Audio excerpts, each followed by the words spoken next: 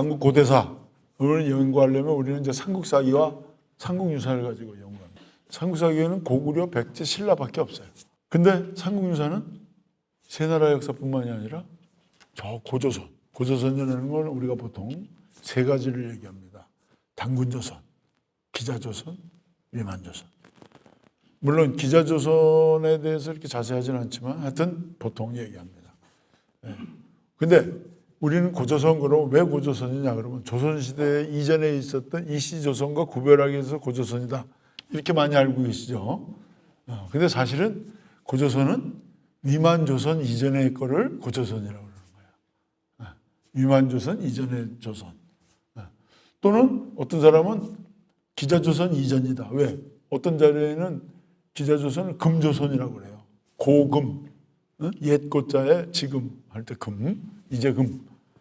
금조선이 기자조선이다. 그러면 그 앞에 있었던 조선은 뭐가 되는 거죠? 고조선이다. 이제 이렇게 사실. 그래서 단군조선이 이제 고조선이다. 이제 얘기를 합니다. 근데 하여튼 단군조선, 기자조선, 위만조선에 대한 이야기가 삼국유사 첫 번째 조가 왕검조선조예요. 고조선이에요. 고조선. 이 삼국유사의 그 역사적 가치는 이거 하나만 해도 대단한 겁니다. 그래서 아까 말씀드린 대로 기원전 2333년 플러스 지금 하니까 우리가 4천 몇백 년, 5천 년 이렇게 얘기를 할 수 있어요. 물론 이제 중국 측 자료도 있어요. 중국에도 조선이라는 말이 나옵니다. 중국 측 자료에도 조선이라는 말이 사기라든지 뭐 관자에도 나오고 한서에도 나오고 되게 기원전 7세기 정도에 이제 나와요. 나오는데 근데 중국 측 기록은 중국 중심으로 되어 있기 때문에 사료적 가치가 우리 자기들 입장이기 때문에 중국 중심의 그 중화주의적인 관점이 강해서 우리의 역사의 모습을 이렇게 유추해내기에는 쉽지가 않습니다. 그런데 삼국유사에는 아까 얘기했던 대로 고조선뿐만 아니라 북부여, 동부여, 그 다음에 72국, 낙랑까지 있고요. 망나도 있어요. 그리고 아까 중요한 게 이제 발해를 중국은 중국사라고 그러는데 우리가 우리 역사라고 주장하려면 우리 측 자료가 있어야 되는데 그게 삼국유사에 있어요. 그렇기 때문에 사실 우리나라 고대사 체계를 하려면 삼국사기 가지고는 안 돼요. 삼국유사가 있어야 우리 고대사 체계가 돼요. 그래서 단재 신채호 선생 들어봤죠, 여러분들? 그 단재 신채호 선생은 우리나라의 그 중심적인 족속이 이제 우리 보통 삼한, 한민족, 한족 그러는데 단재 신채호 선생은 부여족이라고 그럽니다. 부여족. 왜 부여족이냐? 북쪽에 있는 북부여, 동쪽에 있는 동부여. 그럼 가운데 있는 부여가 뭐냐? 이게 젊은 부여가 고구려다는 거예요. 그다음에 백제를 뭐라고 그러죠? 남부여라고 그래요. 부여 제국이라고 그래요. 그 한은 마한지나 면하는 한반도의 남쪽이잖아요. 근데 지금 부여가 있었던 데는 다 뭐예요? 한반도의 북쪽. 그러니까 우리의 원래 주족은 우리 민족의 주족은 부여족이다. 이런 얘기를 하는데 그 근거가 바로 삼국유사에 있습니다. 그래서 우리가 보통 이제 예맥족, 조선족, 한 이렇게 얘기하는데 이거는 지역마다 다른 것이지 기본적으로는 이제 우리가 이제 예맥족이다 이렇게 얘기하는데 그런 면에서 부여족이라고 얘기할 수 있는 것도 삼국유사가 있기 때문에 가능하지 삼국사기로는 얘기할 수가 없는.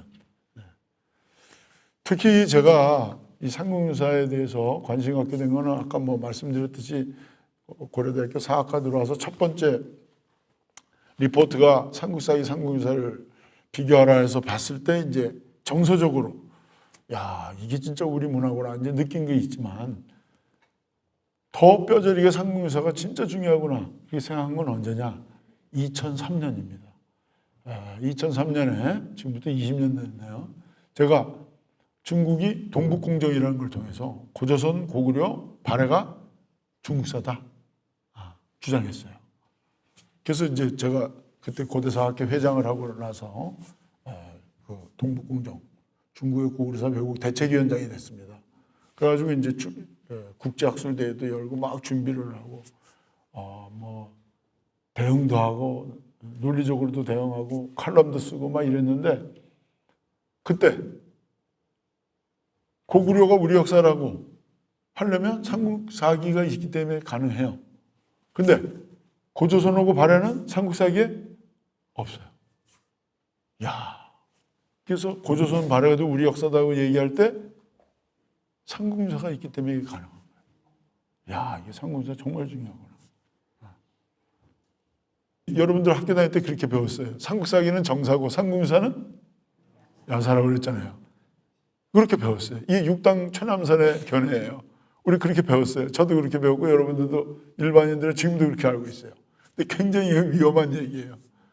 왜? 중국 애들이 뭐라 그러냐면 삼국유사에 고조선하고 발해 있다 그랬더니 그거 야사잖아 이러는 야사. 정사 아니잖아요. 우리 스스로가. 그 심지어는 중국 애들이 뭐냐면 우리 국립중앙박물관에 제가 관장으로 갔을 때 고조선실이 없었어요. 구석기, 신석기, 청동기. 그 다음에 삼국시대로 넘어갔어요. 그래서 제가 고조선실을 만든 거예요. 고조선실, 발해실 다 만들었죠.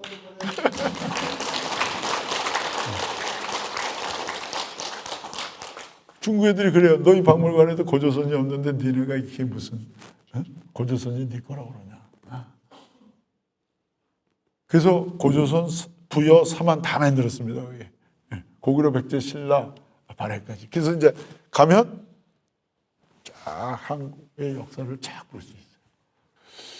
근데 하여튼 이런 거를 우리가 얘기하려면 근거가 있어야 되는데 그 근거가 어딨냐? 삼국사에. 그 다음에 삼국사기는 아까도 얘기했지만 정치사예요. 뭐 전쟁했다. 왕이 뭐 어디 갔다. 전쟁했다. 뭐 이런 얘기예요. 일반인들의 삶과는 유리돼 있어요. 유리돼 있어요. 관찬사서이기 때문에. 그 다음에 유교적인 가치에서 유교적인 가치와 관련되지 않는 거. 이런 거는 이제 다 빠졌어요. 그러다 보니까 불교적인 것도 빠졌지, 우리 토착신앙적인 것도 빠졌지, 우리 민속도 빠졌지. 그 다음에 임금이나 대신 장군에 대한 얘기만 있어요. 소위 일반인, 보통 사람들 얘기가 별로 없어요. 삼국사기에는. 근데 삼국유사에는 스님에 대한 이야기, 불교에 대한 이야기, 토착신앙에 대한 이야기, 무당에 대한 얘기도 있어요. 우리가 고대 무당들이 무속신앙이 대단했단 말이에요. 그걸 알려면 그때가 어땠는지 알려면 뭐 근거가 있어야 될 거 아니에요. 그런 게 이제 삼국유사에 남아있죠. 그러면서 아까 말씀드린 우리 토착신앙하고 불교가 부딪히고 그다음에 거기서 융화하고 이런 모습이 잘 남아있습니다. 그리고 일반 보통 사람들, 서민에 대한 이야기가 잘 남아있어요. 심지어는 웅면비, 서승불소라고 해서 웅면이라는 비가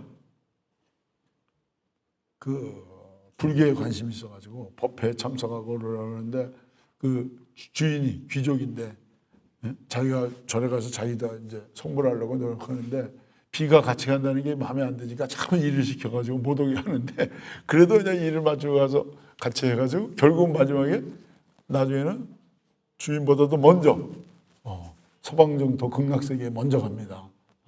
이런 건 아주 혁명적인 거예요. 왜? 그때는 왕실불교 내지는 귀족불교이기 때문에 평민이 성불한다는 것조차도 쉽지가 않은데 비라는 거는 계집종을 비라고 그럽니다. 여자 노비가 귀족 주인보다도 먼저 서방세계, 극락세계, 서방정토 극락세계에 간다. 이런 것들이 삼국유사에 남아있어요. 이건 가히 그 당시에 그런 일이 있었다는 것도 저거하지만 그걸 또 남겼다는 것도 이런 스님이 이런 일반 평민에 대해서 관심을 많이 갖고 있었다는 걸 알 수 있습니다. 이 외에도 일반 민들에 대한 얘기, 아까 그 진정 법사 이 경우도 이제 마찬가지고 사실은 김대성도 아주 못 사는 집안이었어요. 그러다 나중에 이제 귀족 집에 태어나게 되는데 이렇게 못 사는 사람들에 대한 얘기들이 많이 남아 있습니다. 이게 이제 삼국유사의 아주 특징이에요. 이거는 아마 이런 것 같아요. 삼국사기는 이제 김부식이 썼는데, 이 김부식은 아까 김부식도 경주 김씨예요. 근데 김부식은 원래 어떤 계통이냐면 자기 할아버지 때가 경주의 주장, 요즘에서 경주시장을 했어요. 경주시장. 그런데 이제 그 신라가 멸망하고 고려가 이제 건국될 때 그 왕건을 도와줬던 세력이 사실은 무장들이 되게 옛날 고구려 계통 사람들이에요. 왕건이 일어난 데가 어디죠? 개성이잖아요. 그러니까 평양에 그 고구려 무장 세력이 사실은 개국공신에 많아요. 고려에. 그래서 처음에는 고려 초에 개국공신들이 고려의 요직을 맡고 있었어요. 그러다가 광종 때 과거제 실시하잖아요.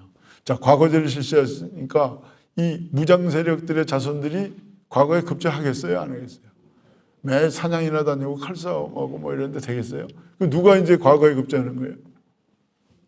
신라의 육두품. 신라의 육두품 자손들이 과거에 급제합니다. 최승로가 그 대표적인 사람이에요. 최승로. 시무 28조 올린 최승로. 그 이후에 이제 이 신라 육두품 계층들이 과거에 합격하면서 이제 요직을 맡게 돼요. 김부식도 그런 사람이에요. 그렇기 때문에 삼국사기는 신라 중심으로 돼 있어요. 유교 중심이고 신라 중심으로 돼 있던 겁니다. 그런데 이제 무신 정권이 일어나잖아요. 무신 정권이 일어나니까 어떻게 돼요? 무신들은 대개 어디 계통이라고 그랬죠? 옛 고구려 계통이에요. 그래서 사실은 문신에 대해서 무신이 구태타를 일으키기도 했지만 결국 신라계를 고구려계가 친 겁니다. 지역적으로 얘기하면. 그때 이제 이규보가 동명왕편을 쓰는데 그 고구려를 내세우는 거예요. 이규보가. 그러니까 고려에는 무신과 문신의 갈등, 그다음에 신라계와 고구려와의 갈등 이런 게 있었어요. 근데 이런 스님은 물론 이런 스님도 경산 사람이고 경주 김씨니까 신라에 더 가깝겠죠. 자료들도 많고 그러기는. 그러나 이런 스님은 고구려도 아니고 신라도 아니고 뭘 내세웠어요? 고조선을 내세운 거예요. 이게 고조선이에요. 삼국사기는 신라를 강조했고 동명왕편은 고구려를 강조했는데 이런 스님은 고조선. 왜? 다 합쳐야 된다. 신라 계급, 고구려 계급 없다. 무신 없다. 또 여기 지배층과 피지배층. 그래서 여기에는 피지배층, 평민에 대한 이야기가 많은 거예요. 삼국유사는 거기에 또 아주 가치가 있는 거라고 할 수 있습니다. 그러면 삼국유사가 또 중요한 거는 뭐냐면 삼국사기는 그 이전에 있었던 자료들을 쫙 모아가지고 자기들 편집 방향에 따라서 하고는 나머지는 다 없애버렸어요. 그러니까 원생생한 자료가 아니에요. 삼국유사는 원생생한 자료를 갖고 있기 때문에 원형을, 그 사례의 원형을 갖고 있어서 더 사례적 의미가 있다고 할 수가 있습니다.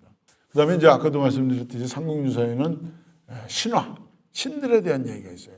근데 신들에 대한 얘기가 삼국사기 같은 유교적인 데는 있어도 굉장히 드라이하게 돼 있어요. 드라이하게.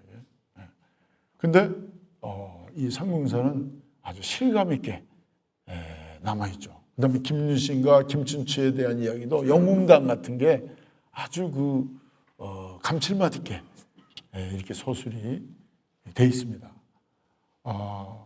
신화라는 거는 신들의 이야기지만 어떻게 보면 현실적인 얘기가 아니잖아요. 아니죠. 그렇기 때문에 유교적인 이런 입장에서는 이게 이제 뭔가 변형이 이루어지는데 삼국유사는 원형 그대로. 근데 신화라는 거는 신들의 이야기지만 누가 만든 거예요? 인간이 만든 거예요. 인간이 만들었기 때문에 그게 신적인 얘기도 있지만 굉장히 인간적인 얘기도 들어가 있는 거예요. 그리고 그 시대를 이해하려면 신화를 이해해야 그 시대를 이해할 수 있어요. 특히 고대사. 고대 사회라는 것은 뭔가 미지의 세계에 대한 또는 보이지 않지만 자기들이 뭔가 염원하고 그리는 뭐 이런 게 남아있는 거 아니겠어요? 이런 신들의 이야기가 아주 리얼하게 남아있는 게 삼국유사고, 그래서 제가 아까 삼국유사는 그리스 로마 신화 플러스 이 영웅담이 또 남아있기 때문에 프루다크 영웅전을 합친 거다, 이제 그렇게 말씀을 드린 겁니다. 자, 그러면 구체적으로 삼국유사에는 어떤 이야기들이 있을까 한번 보겠습니다. 자, 고서선조 보면 고기에 이르기를 이렇게 돼 있어요. 고기에 이르기를. 고기라는 책에 이르기를. 그러니까 자기 얘기가 아니에요. 만든 얘기가 아니에요. 그 이전에 있었던 고기라는 책을 보고 이르기를 이렇게 나오는 겁니다. 이 고기가 그냥 옛 기록인지 이게 구상사기인지 견해가 엇갈리고 있습니다. 그러나 분명한 것은 이련 스님이 자기가 지어낸 얘기가 아니라 그 이전에 있었던 기록을 가지고 얘기한다는 거죠. 거기에 이제 나오는 얘기는 여러분들이 잘 알죠. 그 환인의 서자 환웅이 이제 천하의 뜻을 두고 인간 세상에 이제 내려오는데 천부인 세 개를 줘요. 천부인이라는 거는 하늘에서 내려왔다라는 증거를 이제 준 거죠. 그래서 이게 뭐냐 이제 얘기하는데 보통 우리가 삼종신기라고 그러는데 일본에서는 삼종신기하면 검경옥인데 우리나라는 옥보다는 검경령입니다. 령, 방울. 칼은 악기를 쫓는 겁니다. 그다음에 방울은 악기를 선신을 불러들이는 거예요. 그다음에 거울은 어디 있냐? 무당집에 가면 명두라는 게 있어요. 이 거울이에요. 그래서 재밌는 거는 이 청동기 시대의 이 삼종신기가 지금도 무당이 굿할 때 사실 쓰고 있어요. 쓰고 있어요. 그래서 이 샤머니즘이 시베리아에서 시작했는데 이게 청동기가 들어오면서 이게 연결돼 가지고 삼종신기가 나오는 겁니다. 그래서 이거를 보통 우리는 일본에서는 검경옥이고 우리는 검경령이다. 그래서 이제 내려가는데 무리를 3,000명을 데리고 내려와요. 환웅이. 근데 3,000이라는 숫자는 되게 요즘 인류학에서 이거는 이제 치프덤 사회라고 그러는 거예요. 치프덤 사회, 수장 사회, 치프. 왜 저 병원에 가면 치프 레지던트라고 있죠. 치프, 수, 머리수. 3,000명. 그러니까 시족 단위는 몇십 명이고 부족 단위는 몇백 명이고 몇천 명 단위를 치프덤 사회라고 그러는 거예요. 치프덤 사회. 이때 풍백우사 운사를 거느리고 왔다. 이거는 풍백우사 운사는 다 뭐와 관련되는 거죠? 농사와 관련된 거예요. 농사. 그래가지고 360여 가지를 맡았다. 근데 360여라는 거는 1년이라는 뜻이죠. 1년. 근데 이때 고모고 범이 한 굴에 있었다. 이건 어떻게 해석하냐면 곰부족과 범부족이 있었다. 이렇게 보는 거죠. 그 다음에 이제 하늘에서 내려왔다는 거는 다른 지역에서 유이민 집단이 왔다. 그런데 여기서 곰은 사람이 됐는데 호랑이는 사람이 안 됐다. 이거는 호랑이는 연합하지 않고 곰부족과 연합했다. 그래서 결국 그 아들을 낳았는데 이제 웅녀가 이제 사람이 되달라고 그래서 이제 환웅과 관계해서 당군을 이제 낳게 되고 당군이 나라를 건설했다. 그게 이제 조선이다. 이렇게 돼 있는 거죠. 이게 소위 말하는 당군 신화예요. 근데 지금 내가 이 아주 간략하게 중요한 골자만 얘기했는데, 자, 이 신화의 주인공은 누군가요? 우리는 이걸 당군 신화라고 그러잖아요. 근데 사실 이 신화의 주인공은 누구예요? 환웅이에요. 이 환웅 신화의 성격은 뭐냐? 농경 신화다. 그러니까 우리나라의 농경을 시작했다는 걸 보여준다. 우리가 이제 처음에는 떠돌이 생활을 하잖아요. 구석기 시대. 근데 이제 신석기 시대가 되면 농경을 하면서 농경을 하다 보면 씨를 뿌리고 걷어야 되니까 어떻게 해요? 토지에 긴박돼서 떠날 수 없잖아요. 그러니까 이제 살면서 그거를 갈무리하기 위해서 토기를 만들고 또 문화를 만들고 그 살다 보니까 시족이 생기고 이게 이제 문화와 이거를 이제 전수하게 되는 거죠. 전수하게 되는 거죠. 그러다가 이제 농사가 잘 되니까 땅에 대한 관심이 많으면서 여기 이제 부익부 빈익빈 현상이 나타나면서 좀 번 사람이 주변에 또 땅을 가지려고 하고 뺏기지 않으려고 하다 보면 어떻게 해요? 싸우죠. 이게 전쟁이잖아요. 이때 등장하는 게 금속기예요. 청동기가 등장하는 거예요. 그래서 그전에는 싸워도 무슨 싸움이에요? 돌팔매질이에요. 돌팔매질. 예. 죽지는 않아요. 죽지는 않아요. 근데 이제 금속기를 사용하면서 어떻게 되는 거예요? 전쟁이 일어나는 거예요. 그래서 정복과 피정복이 일어나요. 정복한 사람은 이제 이거를 내 거다. 안 뺏기겠다. 어떻게 해요? 법을 만들어. 이거 내 거다. 그리고 뭐예요? 막아야 돼. 물리적으로. 군대를 만들어. 그리고 내 말 안 들어? 감옥에 뭐예요? 감옥을 만들어. 이게 뭐예요? 이게 국가예요. 이게 국가. 그 국가를 만든 건 당군이에요. 근데 농경을 한 건 환웅이에요. 그래서 여기에는 두 가지가 다 있다고 볼 수 있어요. 환웅신화와 당군신화. 환웅신화는 농경신화고 당군은 건국신화예요. 근데 왜 환웅이 주인공인데 당군만 부각됐냐? 이제 조선시대가 되면 이승유의 제왕웅기나 이런 스님의 이 삼국유사에 보면 주인공이 환웅이 맞는데 제왕웅기만 해도 제왕웅기이기 때문에 당군이 이제 부각이 좀 돼요. 근데 조선시대로 가잖아요. 조선시대는 뭐 유교적인 사회잖아요. 그러니까 신적인 환웅에 대해서 관심이 어디로 가요? 응? 더군다나 조선의 국호가 뭐예요? 고조선. 조선이야, 조선. 그러니까 조선이라는 명칭을 제일 먼저 사용한 게 누구예요? 당군. 환웅은 사라져가고 뭐가 남는 거야? 당군이 남아요. 그리고 특히 일제시대 때 일본인들이 당군신화 신화 저거 허무맹랑한 얘기다. 그 대신 자기들은 아마데라스 천조 대신 아마데라스 오미카미가 건국했다 일본. 응? 하니까 우리도 너희 아마데라스 오미카미 우리는 누가 있다? 당군이 있다. 당군이 이제 당군신화가 된 거예요. 그래서 이건 굉장히 이제 내셔널리즘하고도 어느 정도 관계가 있습니다. 사실은 이 신화는 엄밀하게 따져보면 환웅신화와 당군신화가 복합되어 있는 신화다. 이렇게 이해할 수 있어요. 이에 대해서는 좀 더 나중에 이제 신화에서 자세히 말씀을 드리겠습니다. 자, 아까 제가 누차 얘기했어요. 삼국유사에서 또 중요한 것은 이 발해가 있다는 것이다. 이 바로 이거예요. 발해할 말했죠. 특히 위에는 뭐 밑에를 볼게요. 가탐의 군국지에는 발해국의 압록, 남의 부여, 추성, 사부가 모두 고구려의 옛땅이며 고구려의 옛땅에 있었다는 얘기죠. 신라의 천정군으로부터 추송부에 이르기까지 39개의 역이 있었다고 한다. 이 얘기는 발해와 신라가 교류했다라는 걸 얘기해 주는 거죠.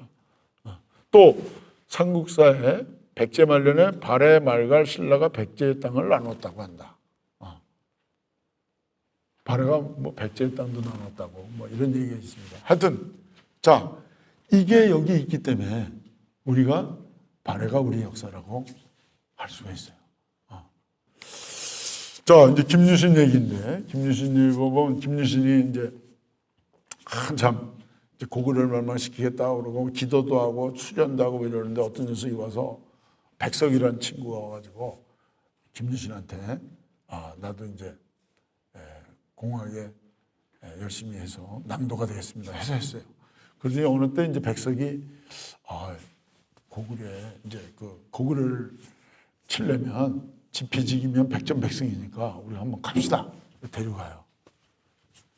근데 이때 이제 하양쯤 왔을 때 여기에서 이제 호국, 여삼신, 나림, 현래, 고라 산신들이 나타나요.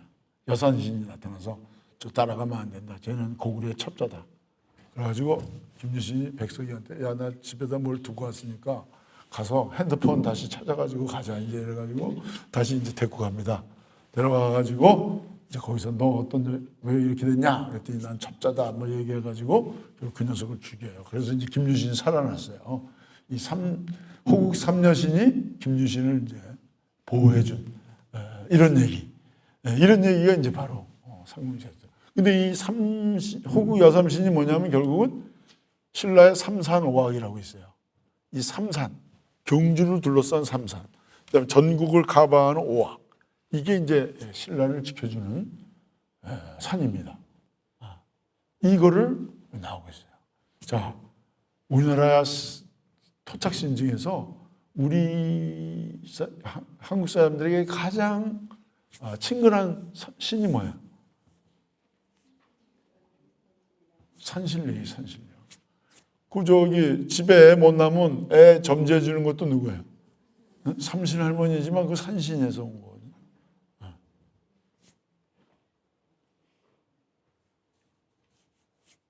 우리 지금 보면 천신과 산신이 우리나라 토착신앙의 기본이에요. 근데 고조선조에도 보지만 하늘에서 환웅이 내려오는데 천신이 아버지 환인하네요. 내려올 때 어디로 나와요? 태백산으로 내려와요. 태백산 신단수와. 그러니까 천신이 내려올 때 어디로 내려와요? 산을 통해서 내려와요. 그런데 우리나라는 70%가 산지입니다. 근데 천신은 사실 우리하고 좀 일반인들하고 좀 멀리 있는 거예요. 물론 하늘 맙소사, 하느님 맙소사 하죠. 1월 성신. 우리한테 가까운 거는 산신이에요. 특히 산은 왜 우리나라 사람들에게 중요하냐면 우리나라의 마을이 다 어떻게 돼 있어요? 배산임수하게 돼 있죠. 자, 비가 오면 산이 물을 머금었다가 가뭄이 들면 물을 뿜어줍니다. 그리고 집을 산에다 이렇게 쳤어요. 네, 바람을 막아줍니다. 그리고 땔감을 제공해줘요. 땔감을. 그리고 가뭄이 들고 흉년이 들면 어떻게 해요? 조금 모피를. 이거 산은 우리나라 사람들에게는 이건 어마어마한 존재예요. 그다음에 이제 문망은 이제 아까도 말씀드렸듯이 수중릉, 해중릉, 가문사에 가면 이제 대왕암이 있죠. 내가 죽으면 나를 바닷가, 동해 바닷가에 화장을 해서. 근데 문망이 왜 화장을 했냐면 이 문망 이전의 왕들은 전부 매장을 했습니다. 불교는 그 이전에 들어왔지만 다 매장이에요. 문망은 내 능은 그렇게 호화스럽게 하지 말고 화장을 하고 그 뼈가루를 저 동해구에 뿌려달라. 이게 왜 그랬냐? 자, 여러분들 문화 중에서 제일 보수적인 문화가 무슨 문화인지 아세요? 장례 문화예요. 그러니까 불교가 들어오고도 이게 금방 안 바뀌어요. 화장이 빨리 나타나는 게 7세기. 예. 근데 왕으로서도 솔선수범을 왜 했냐? 자, 전쟁을 하다 보면 어때요? 사람들이 많이 죽잖아요. 그 죽으면 거 어떻게 하겠어요? 아니, 매장 안 해요. 전쟁 때는 화장합니다. 다 태워버려요. 전쟁 때는. 그렇기 때문에 나도 화장해라. 솔선수범. 그리고 왕으로는 처음 했어요. 그 다음에 자, 지금 보니까 이제 삼국 통일을 했단 말이에요. 백제 멸망시키고 고구려 멸망시키고 당나라 몰아내고 나니까 이제 어떻게 돼요? 지배층끼리 싸워요. 왜? 전리품을 누가 더 갖느냐, 이게. 땅을 누가 갖느냐, 목장을 누가 갖느냐, 마장을 누가 갖느냐. 야, 이거 안 되겠다. 근데 문망은 어떤 생각을 했을까요? 자, 이제 백제 멸망시켜, 고구려 멸망시켜, 당나라를 몰아내서 그 다음에 후한은 어디예요? 일본이에요. 왜? 백제 지배층, 장군, 엔지니어들이 다 어디로 갔어요? 일본으로 갔어요. 그래서 일본이 670년에 뭐라고 그래요? 일본이 되는 거예요. 670년 이전에는 일본이 아니고 뭐예요? 왜? 일본은 670년에 되는 거예요. 이 백제 지배층이 가서 어떻게 보면 그래서 누구는 이거 일본을 후백제라고 그래요. 후백제. 거기에 지배층 지식인들이 백제 계통 사람이에요. 일본 성에도 백제 계통 사람이 있어요. 그러니까 야, 얘네들 지금 전쟁에서 이겼다고 막 난리나고 전리품 싸움하고 있는데 근데 일본은 저거 근데 이제 당나라는 못 도와줄 거 아니에요. 우리를 일본이 쳐들어오면 그러면 협공당하는 거예요. 당나라하고. 그래서 얘네들이 내 후손들이 일본에 대한 경계심을 늦추지 않기 위해서 어떻게 거기다가 한 거예요. 그러면 1년에 몇 번은 와야 돼요? 제사 지내러 와야 될 거 아니야. 1년에 최소한 4번은 와야 된다. 사시로 와야 돼. 계절마다. 그럼 오면 어떻게 되는 거야? 아, 우리가 바다를 중요시해야 되겠구나. 바다를 중요시해야겠구나. 이게 이제 여기에 남아있는 겁니다. 가락국기. 여러분들 뭐 가락국기 잘 아시죠? 김수로가 이제 구간이 모여가지고 거부가 뭐 하면서 구워 먹겠다. 얼굴 내미처럼 구워 먹겠다. 그런데 하늘에서 이제 뭐가 내려와서 알이 나왔는데 6개가 나왔는데 제일 먼저 나온 게 뭐예요? 제일 먼저 나온 알. 그걸 수로라고 그러는 거예요. 먼저 나온 수로, 첫 번째 로 드러냈다. 수로. 나머지는 이제 오가야가 있고 김수로란 말이에요. 이 김수로가 이제 나라를 건국해서 하는데 구간들이 이게 이제 배우자가 없으니 우리들 딸 중에서 하십시오 그랬는데 아니다. 난 하늘이 나한테 보냈기 때문에 하늘이 보낼 것이다. 그런데 이제 저 아유타국에서 온단 말이에요. 아유타국에서 허왕옥이, 허왕옥이 이 가락국기에 있어요. 근데 이게 아주 무슨 딱 와서 허왕옥이 비단 바지를 산신령한테 바치고 이제 또 신하들 따라가다가 둘이서 만나서 이제 왜 허니문을 하고 이제 이렇게 하는 과정이 아주 리얼하게 남아 있어요.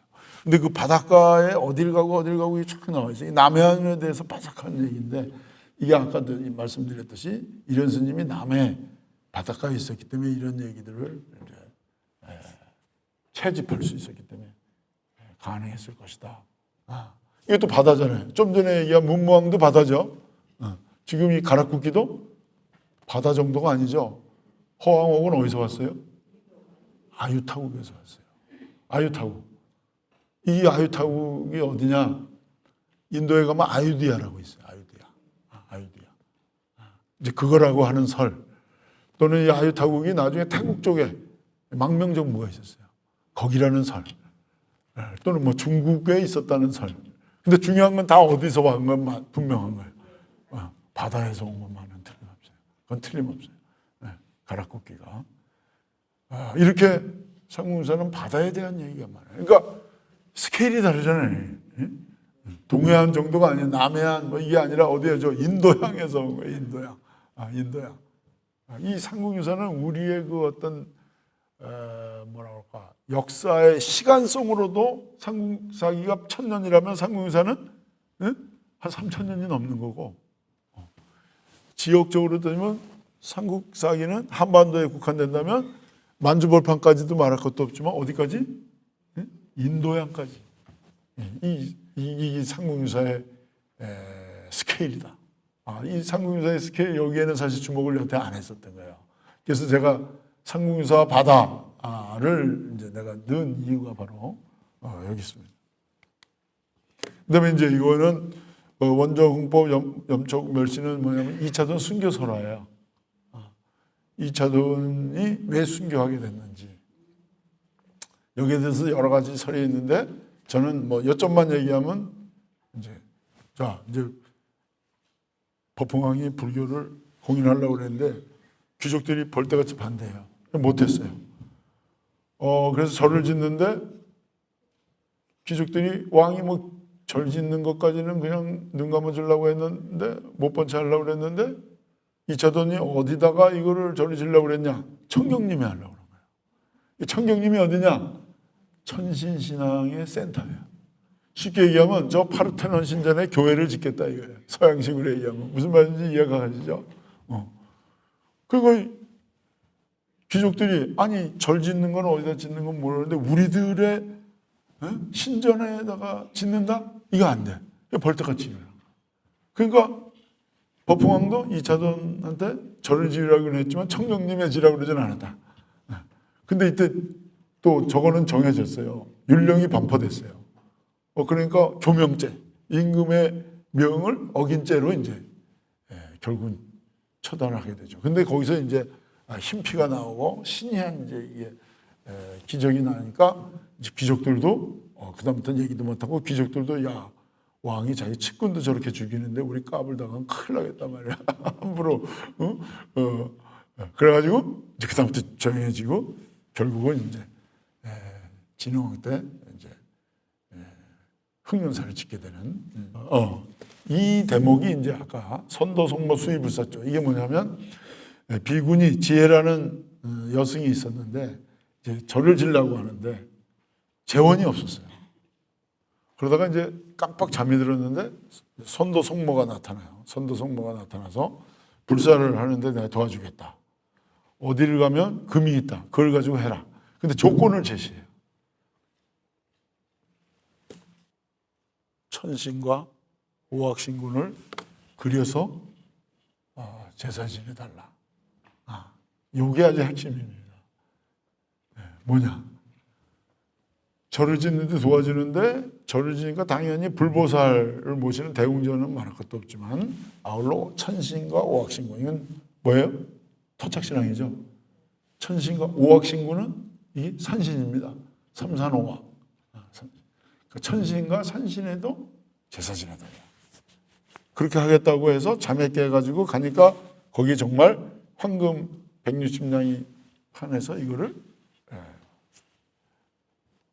불사를 하고 그렇게 했다. 그렇게 했다는 얘기는 무슨 얘기죠? 불보살만 모신 게 아니라 천신과 산신도 그렸다. 그러니까 대웅전 안에 이제 부처님, 보살님 벽화도 그리고 또 불상도 했겠죠. 그리고 천신과 산신은 아마 이렇게 그림으로 했겠죠. 초기에는 그랬을 것 같아요. 그러다 나중에 천신과 산신을 모시는 이 건물을 따로 짓게 되니까 그걸 이제 우리가 산신각이라고 그러고 거기다 이제 칠성각, 그다음에 독성각 합쳐서 삼성각이라고 이제 얘기를 하는 거죠. 자, 이거 아까 내가 처음에 말씀드렸듯이 제가 이 석사 논문 때 이게 아주 굉장히 주목받은 논문인데 이유가 뭐냐면 그 이전에는 이 대개 산신각을 산신 모신 게 숭유옥불 정책, 조선시대 숭유옥불 정책을 하면서 민간신하고 야합하면서 산신을 모셨다. 이게 정설이었어요. 근데 제가 여기서 이건 뭐 자료가 여기 있으니까 삼국유사에 여기 보면 분명히 천신, 오악신군을 같이 모셔라. 제사 지내라. 그렇게 했다. 여기서부터 이제 나온다. 이게 이제 저는 융화라고 보는 거예요. 아까 2차돈의 순교설화는 뭐예요? 토착신앙하고 불교가 뭐예요? 갈등이에요. 갈등을 보여준 건데 여기 와서는 뭐예요? 융화한 거예요. 이게 아주 중요한 겁니다. 이게 한국 문화의 아주 중요한 대목이에요. 우리는 서로 다른 거에 대해서 갈등을 하긴 해요. 그러나 융화해요. 절충하고 타협해서 융화해서 서로를 어느 정도는 포용을 해요. 이 전통이 유교하고 한 게 유불선이고 지금 아까 처음 말씀드렸듯이 서양 종교가 들어오는데도 처음에 저거 하지만 결국은 또 하고 지금 우리 7대 종단이 모여가지고 같이 잘 지내고 있어요. 이런 나라는 세계에 유례가 없습니다. 이런 우리 문화의 이런 어떤 그 종교의 다원성, 다원주의적인 종교를 딱 갈등과 융화를 딱 보여주는 게 바로 상문유사에 나오는 거예요. 상문유사.